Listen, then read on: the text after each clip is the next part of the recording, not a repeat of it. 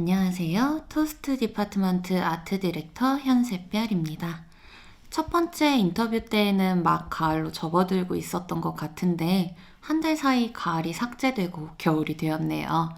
메이커 토스트는 코로나로 서로 물리적인 왕래가 힘든 요즘 비대면으로나마 잔을 들어 올리고 작가에 대한 깊은 이해를 거친 후 함께 작품을 감상해보자 라는 취지로 만든 특별한 코너입니다. 오늘은 자연의 에너지를 화폭에 옮기는 작가, 모두의 행복을 염원하며 붓을 드는 김영진 작가님을 만나보겠습니다. 안녕하세요, 작가님. 김영진 작가님이 저희 토스트 디파트먼트의 두 번째 인터뷰 작가님이에요. 컬렉터 분들께 간단한 인사 부탁드립니다. 예, 안녕하세요. 미술가 김영진입니다. 저는 김영진 작가님을 이렇게 소개하고 싶네요. 일상, 가족의 행복, 생명력, 그 모든 것들을 화폭에 염원하며 옮기는 작가. 작가님은 유년 시절 오지 탐험가를 꿈꿨습니다. 매일 변화하며 웅장하고 아름다운 자연을 탐험하는 것을 동경했죠. 고2 4월 달에 화실에 들어가며 자연을 보는 것에 그치는 것이 아닌 내가 느낀 자연을 화폭에 담는 그림 그리는 일에 매료되어 화가의 길을 걷고 있습니다. 현재 작가님을 네 가지 키워드로 짧게 설명드릴 수 있을 것 같아요. 첫 번째로 미술계의 김 과장입니다.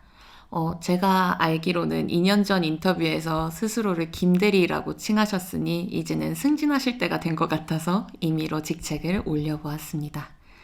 작가님은 회사원들이 출근하는 시간에 작업실에 출근하시고 영감이 떠올라도 야작을 하는 경우가 거의 없이 언제나 성실하고 배우는 자세로 작업을 이어나갑니다. 이제는 제가 생각하기엔 과장이 되셔서 야근도 종종 하시죠? 두 번째 키워드는 시행착오입니다. 800여 점이 넘는 작품을 작업하며 이제는 이 작품 누가 봐도 김영진 작가 작품이네 라는 생각이 들 수 있게 작가만의 아이덴티티를 구축하기 위해 많은 시행착오를 거쳐왔죠. 세 번째 키워드는 점입니다. 우리가 살아가고 있는 3차원 공간에 떠다니는 에너지를 2차원의 캔버스 안으로 옮기려다 보니 빈 공간에 점이라는 기본 요소를 한 땀 한 땀 채워나갑니다. 마지막으로 김영진 작가를 가장 잘 표현하는 키워드는 이야기입니다. 작가의 작품에는 늘 모두가 행복했으면 좋겠다라는 염원이 담겨져 있습니다. 그리고 이 네 가지 요소들이 합쳐져 완성된 집합체가 바로 현재의 자유소생도 작품입니다. 성실한 김대리가 많은 시행착오 끝에 한 땀 한 땀 점을 찍고 이야기를 녹여 만든 작품입니다. 오늘은 이렇게 네 가지 키워드를 가지고 성장해가는 김영진 작가님의 작품에 대한 이야기들과 작가님에 대한 이야기를 나눠보겠습니다. 작가님은 미술시장 참여자, 컬렉터, 대중, 갤러리, 혹은 또 다른 작가분들에게 어떤 작가로서 인식되고 싶으신가요? 저는 제 이름을 남기는 것보다는요, 그 그림을 그린 작가라고 기억에 남고 싶습니다. 네, 이번에는 작가님의 작품과 작가님의 인생을 떼어놓고 볼 수는 없잖아요. 해서 작가님이 작가로서 작업을 시작하기까지의 과정도 컬렉터분들이 많이 궁금해 하시더라고요. 그 궁금증을 해소하는 시간입니다. 작가님은 언제 처음 그림에 흥미를 가지게 되셨나요? 저는 처음에 고2 4월 달에 그림을 처음 시작하게 됐고요. 화실에 갔었을 때 연필이 삭삭대는 소리들이 조금 매력이 있어서 저걸 해보고 싶다 생각이 들었고, 첫 작품은 대학교 3학년 들어서서 그때 이제 등단을 하게 되었습니다.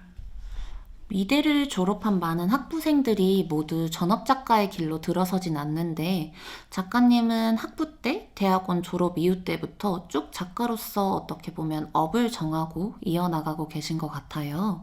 작가님은 언제부터 전업작가가 되어야겠다라고 생각하셨나요?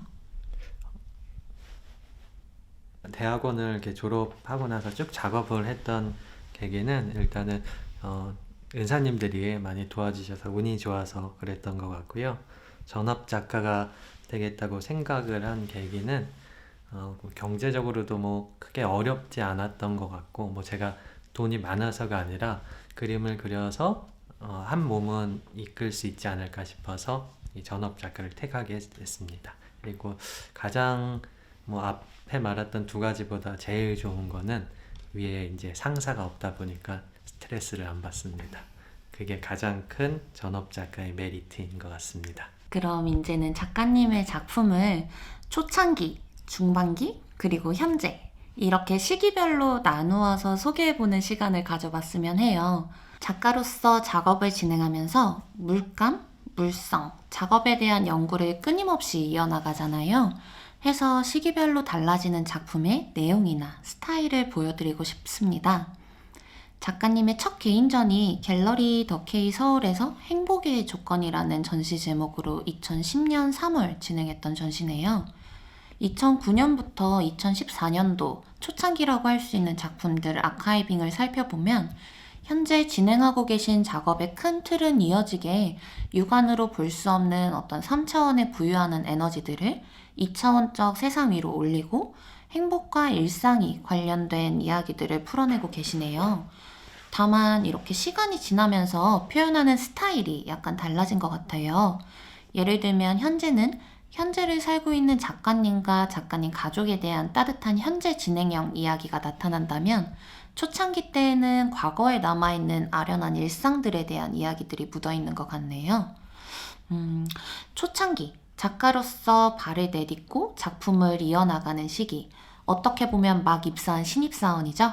신입사원 김영진 작가의 2009년부터 2014년도의 대표작으로 뽑고 싶으신 작품이 있으실까요? 예, 초창기 작업들은 일상의 행복이라는 시리즈로 연작을 그리게 되었고요. 그림을 그리면서 어디서부터 시작할지 저도 막무가내로 정하기가 무척 힘들어서 그 유년기 때 풍경들을 좀 많이 그렸었어요. 7가구 정도 있었던 저희 동네에서 누나들과 같이 놀았던 풍경들도 그렸었고, 일상의 행복 넘버 4번을 좋아하기도 하는데, 그 전에 전시를 못했었던 그 에스키스 해놨던 작품들이 있었어요.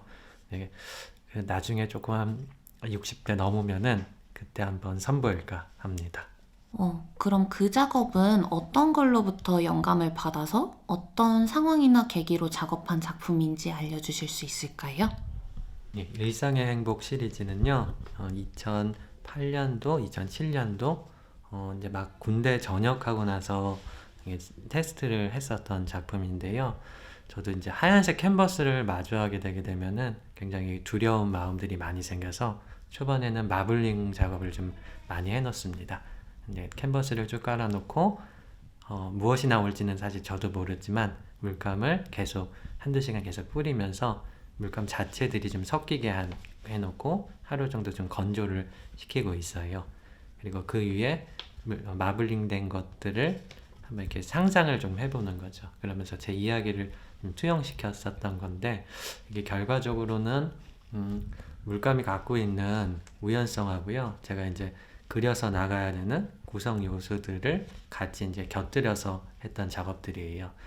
요즘에도 근래 작업들도 이렇게 연장선상에서 있긴 하는데 조금씩 빠지는 것 같습니다. 아무래도 그때는 뭐 이것도 하고 싶고 저것도 하고 싶은 마음들이 좀 커서 그랬는지 기법을 좀 많이 넣었던 것 같더라고요. 그러다 보니까 캔버스 자체의 내구성들이 좀 문제가 있어서 요즘에는 기술적으로 조금 더 어떻게 하면은 내 작품이 나보다 오래 더 살 수 있을까 해서 내구성에 좀 초점을 맞추면서 작업을 하고 있습니다. 현재 김영진 작가 하면 바로 떠오르는 작품은 자유소생도 시리즈입니다. 2014년부터 보이는 연작에는 들풀, 특히나 덩굴의 모양새들도 눈에 보이고 한 점 한 점이 모여 글자로 완성되는 예언자, 명상록 시리즈들도 돋보이네요. 중기라고 할 수 있는 김대리 시대부터 캔버스를 점으로 채워나가기 시작하셨는데 회화의 여러 요소들 중 점을 선택하신 특별한 이유가 있을까요? 또 김대리 기간 동안의 대표작이나 기억에 남는 작업들이 있으실까요?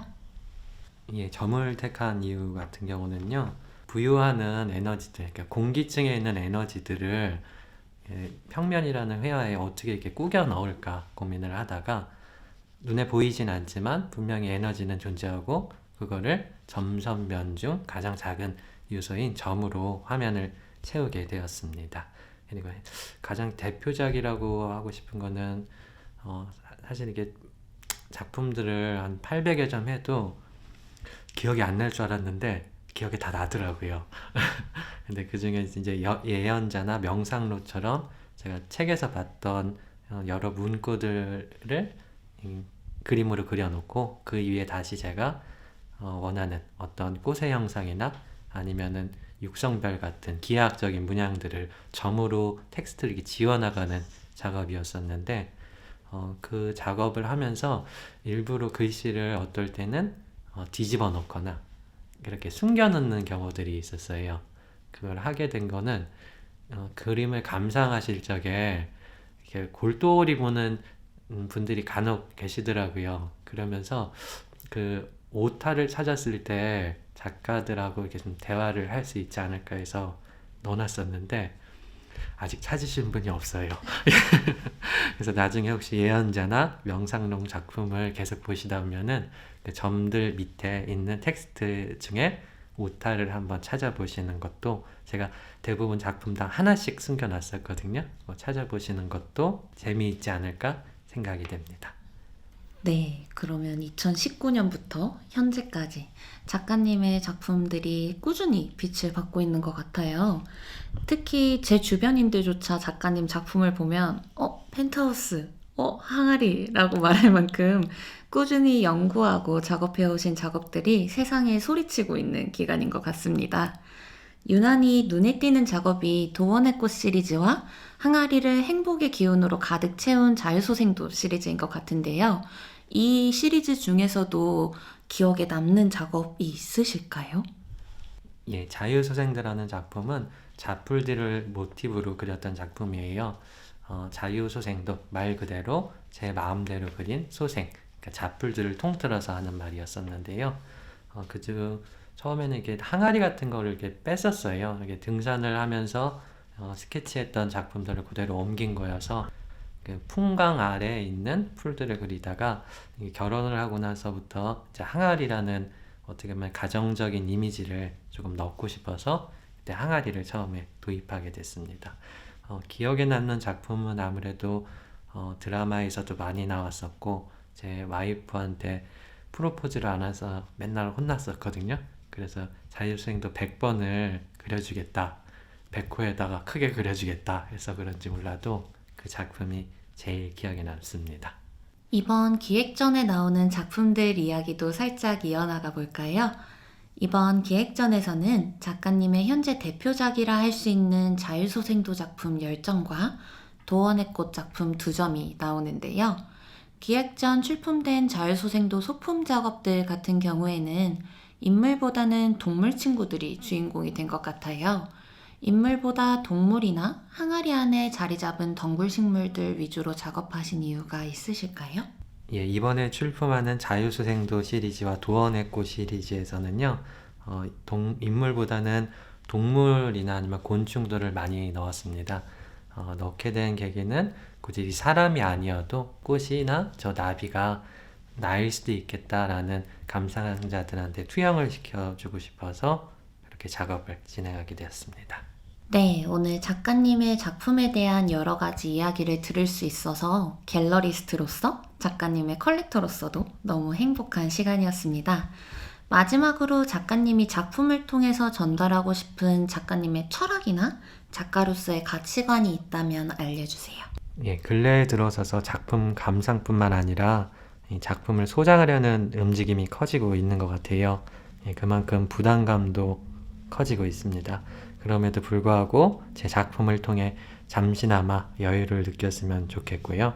철학이 담긴 작품도 중요하지만 저는 한 번 살고 함께 사는 삶에서 어떤 행복한 기억을 더 전할 수 있을까 매일 고민 중입니다. 명작인지 졸작인지 평가는 후대에게 맡기고 저는 이 길을 묵묵히 걸어가겠습니다.